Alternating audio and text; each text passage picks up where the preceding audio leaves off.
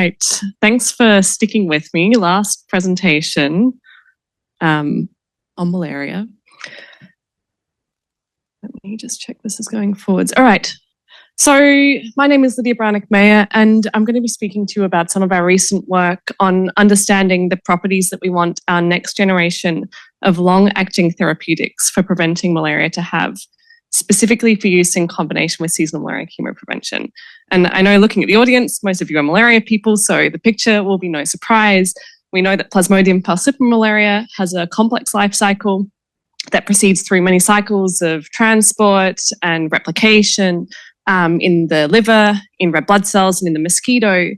And when I'm thinking specifically about interventions that medical interventions that work to prevent burden in the human stage of this disease, we have a number of interventions that already exist that act at different stages of this parasite life cycle. We have our RTSS and R21 malaria vaccines. These are anti-infective vaccines, so they act to prevent the liver stage of the disease. And then to protect children and pregnant women, we have a number of different chemoprevention interventions, many of which use drug combination sulfadoxine pyrimethamine in combination with amidiaquine for seasonal malaria chemoprevention. And these interventions then work to prevent the burden of the disease in the liver stage and in the blood. But when we're looking at the clinical development pipeline of new therapeutics for preventing malaria, whether they be vaccines or monoclonal antibodies or long-acting injectable drugs, there are a number of therapeutics that are entering clinical trials that are active against multiple stages of the parasite life cycle. And when I say multiple stages, I simply mean therapeutics that maybe act simultaneously as to have anti-infective properties and maybe against the blood stage of the disease. So over the past couple of years, we've been asking what properties should these therapeutics have when we're using them in combination with other medical interventions. Specifically, what properties do we want our new vaccines and injectable therapeutics to have for use in combination with seasonal malaria chemoprevention? Now, I've been using open malaria, an individual-based model for malaria transmission, to answer this question, simulating the effectiveness of both single-stage and multi-stage therapeutics with different mechanisms of action. Our research group has a set of malaria transmission modeling methods that have been specifically developed to answer questions like this, to understand what therapeutic properties we want our new prevention products to have in order to have the greatest possible public health impact in children. And it's really unusual that I'm talking to a modeling audience. So like Alexi earlier today, I thought I'd take a bit of time to talk through how these methods actually work. We start, as usual, with designing our malaria prevention scenarios. In this work, it was focused on interventions in children under 5, looking at a specific set of reductions in the cumulative clinical cases that children are exposed to over the course of their first 10 years of life. Talking about a specific use case, as I've said a number of times, combining the deployment of a new long-acting therapeutic, whether this be a vaccine or monoclonal antibody or a long-acting injectable drug or something else, deployed in combination with the first cycle of SMC, and then looking at the impact of this combined intervention across varying archetypal settings with different levels of transmission intensity and access to first-line treatment for malaria. On top of this, I've added in specific models of intervention dynamics that describe a product agnostic tool with different types of activity. Just to make this a little bit more tangible, in the blue line here, we have 5 cycles of SPAQ, so this is my SMC. Together with the first cycle of SMC, I've added in a partially efficacious pre-liver stage therapeutic with a long tail of protection. And then on top of this, I've added in deployment of a highly efficacious blood stage therapeutic with a short tail of protection. And I say specific models of intervention dynamics because I then characterize these different novel therapeutics with a number of specific model parameters. I have my initial efficacy, which is the efficacy of the novel therapeutic at time 0. Protection half-life, which is the number of days it takes for this efficacy to decay to 50% of its initial value, and then a decay shape parameter, which controls the tail of protection.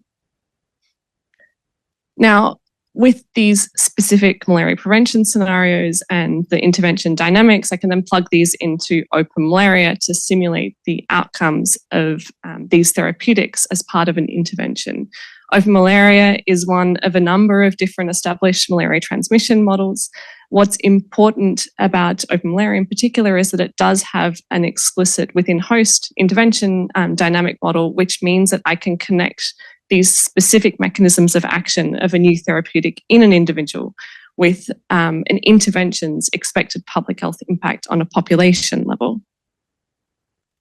So combining all of this, I end up with a huge simulation database. You see an example of something that, of one of these here on the left, right, where I can then connect my individual therapeutic properties with their expected public health outcomes. So initial efficacy, protection half-life, and my decay shape parameter. And here I have just one of the different outcomes that we looked at in practice. I looked at different endpoints for both clinical and severe disease at different points in a child's life.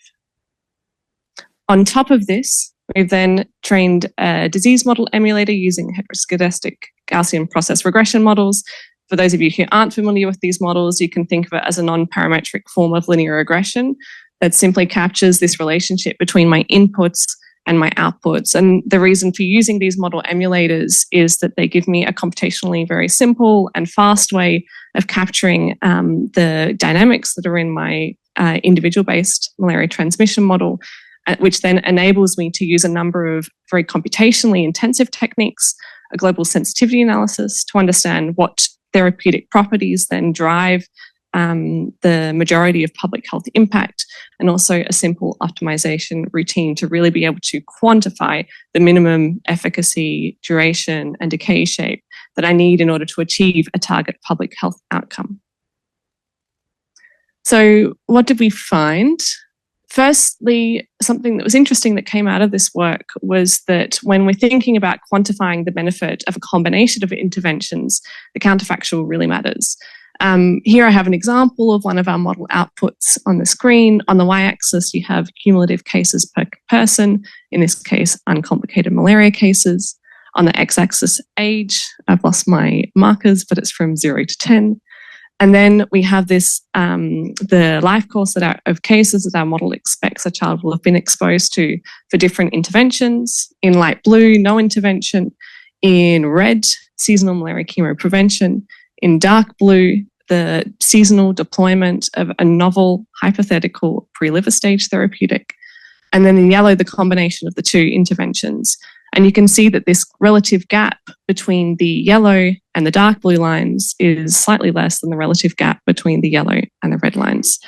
For modelers, I think this importance of understanding what this counterfactual is should be no surprise, but it's really important when we're thinking about things like clinical trial design, because what this might be suggesting is that when we're thinking about quantifying the benefit or evaluating the benefit of a combination of therapeutics, it's SMC plus a seasonal deployment of a, say, anti-infective vaccine, could be that we expect to see higher benefit in sites where seasonal malaria chemoprevention is the standard of care in comparison to maybe seasonal deployment of the vaccine alone. When we're thinking about what therapeutic properties we want our new interventions to have in order to maximize public health impact, for the pre-liver stage therapeutics, we saw that, no surprise, we need long duration and high efficacy to be able to sustain public health benefit throughout childhood. What was interesting to see is that the shape of the tail of protection was also really important in determining whether or not this benefit carried through until a child was 10 years old. And this highlights a potentially important role for deploying vaccines or other therapeutics with a sustained tail of protection in combination with seasonal malaria chemoprevention in comparison to, say, products with maybe a shorter, more rapid decay, like drugs. When it comes to blood stage activity, we saw that blood stage activity was really important for having impact on severe disease outcomes. And then when I looked at the benefit of a multi-stage therapeutic, so therapeutics with both blood and pre-liver stage activity, I saw that this was really critical to be able to sustain reductions in severe disease throughout childhood. And that's what you see here in this plot. On the y-axis, I have the median expected reduction in cumulative case outcomes relative to SMC alone. On the x-axis, different levels of transmission intensity. On the top, we have outcomes at 5 years old, on the bottom at 10 years old. And then you can see that the dark blue points, which correspond to the therapeutic with multi-stage activity, are always above either, always have greater impact than either of the two single-stage therapeutics. So again, this is highlighting an important opportunity for for the development of multi-stage therapeutics, thinking about therapeutics like combination anti-infective or blood stage vaccines, or long-acting injectable formulations of anti-malarial drugs to be able to be successfully combined with seasonal malaria chemoprevention. Now, this is the first time that we've used this target product profile modeling framework to be able to understand what properties we want our next generation of malaria therapeutics to have when we're thinking about multi-stage therapeutics and when we're thinking about therapeutics that are used in combination with other medical interventions. And so from this work, I think we've also seen that there are a number of opportunities to extend this work in the future. Of course, I looked at a very specific use case, the seasonal deployment of a long-acting therapeutic in combination with seasonal malaria chemoprevention would be interesting to look at perennial settings, at all age targeting, and non-seasonal deployment. As our therapeutic candidates with multi-stage activity advance through phase 1 and 2 clinical trials, of course, there's an opportunity to onboard clinical data and see how these model comparisons compare. And then lastly, to explore the potential health impact of long-acting injectable drugs. This would like to thank you very much for your attention and happy to take any questions.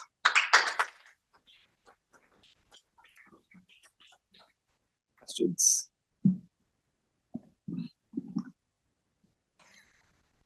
Choose. I'll take it this time.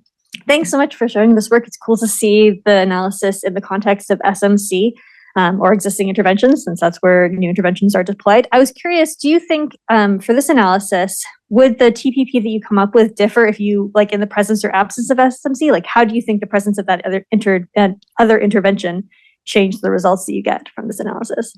I mean, this is exactly why we did this work.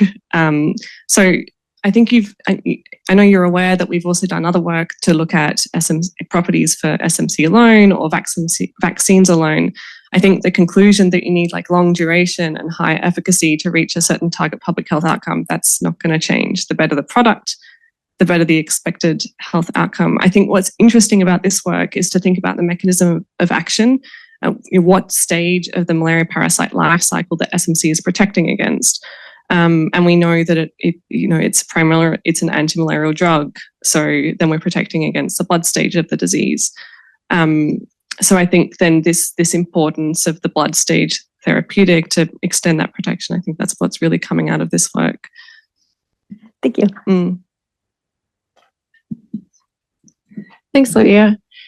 So we've done a very nice job of using the modeling to show exactly how you might benefit from therapeutics that can address multiple stages. What do you know about the technical challenges of actually making such interventions? Yeah, I mean, so I'm talking about, are you talking about the delivery or rather the actual development of a multi-stage therapeutic itself, the latter? Yeah, I mean, so when we're talking about combinations of drugs or vaccines, of course, it's more complex than developing a single drug or vaccine. And you then have you need to think about what the clinical pathway is. And I think from what I understand is that this means then we have 2 candidates that go through as maybe monotherapy to phase 1 or even phase 2 clinical trials.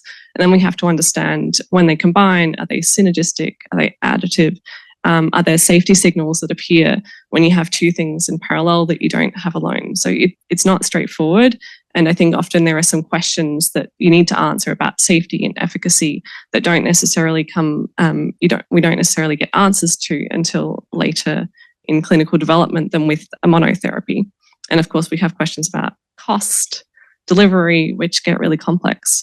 Something I think I'm quite excited about is the long-acting injectable drug space, because these are long-acting injectable formulations of existing antimalarial drugs, that some of which are active against multiple stages of the parasite life cycle. So I'm not talking about combinations, but rather a monotherapy or with a partner drug that then is active against the liver stage, the blood stage, and in the case of some of the candidates also has transmission blocking activity. So they're maybe a little bit more simple, but of course then we still, in the context of resistance, need to be thinking about what the appropriate partner is. Any other questions? Oh, thank you. I was going to ask a question about another IDM base.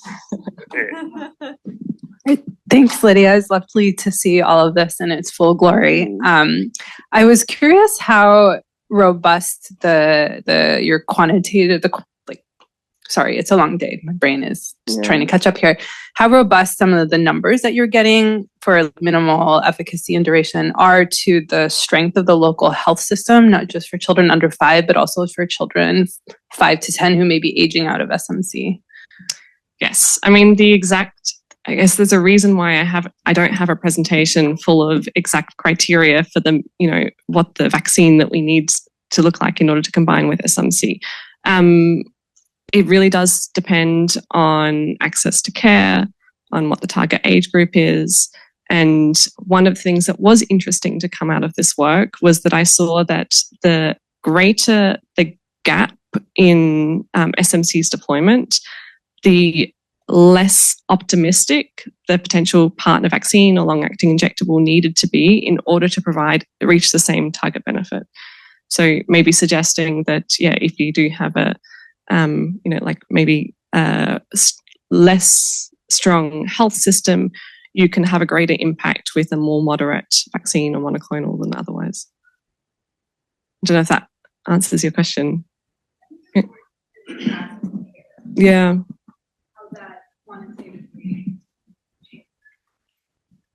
Or doesn't change your conclusion. So for example, if you have a very weak access to care for, anyone over 5, then that long tail becomes absolutely critical, right? But if you don't, then, it's also great to have, wouldn't turn it down, right? But yeah, so I was curious, how much access to care really matters, because maybe even by the time you're 5, you still have seen enough malaria that you maybe won't progress to severe disease so much, or maybe you're now seeing more delayed malaria because of aging out of SMC. So I'm just curious, how all of those effects together kind of combine to maybe affect your minimum duration or not. Yeah, we looked at it. So in terms of the broader trends that I'm talking about here, they remained the same across the different levels of access that I looked at. But the kind of exact minimum duration and efficacy that we needed in a setting with high access to care in comparison to a setting with low access to care was higher, for the reason that I was saying before. And I can show you some of the pictures later if you're interested. It was hidden in the supplement too. All right, one more.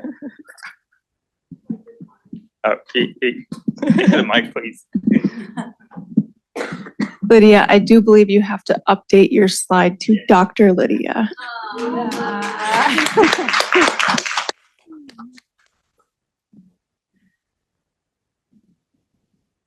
Thank you. And if it was recent, which I think it was, right? Last 2 weeks ago. Yeah. So I updated my bio, actually. Sorry? I updated my bio. Right on. Okay. Let's not grill her further. Let's thank Lydia again.